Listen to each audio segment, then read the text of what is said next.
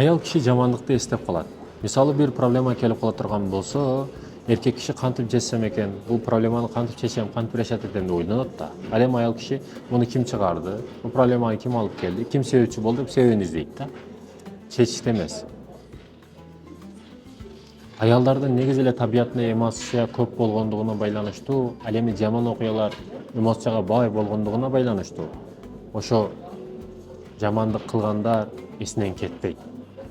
Эстеп кала берет. Ошондуктан да баягы криминалдык кинолордо жамандык кылып кеткен балдарды же уурун же бандитти кыз бала сүйүп кала берет да. Эмоцияга бар да, бай да ал. Унута албайт аны. Ал менен карашты билишибиз керек деген иштерим. Айтайын дегеним эмне? Жамандык кылбайлы. Жамандык кылбайлы. Аял затынын ар кими уми деп урматтап сыйлап көчөгө төргө чыгара беребиз го. Апа деп. Ар бир ошондой сыйлуу урматтуу болуш керек.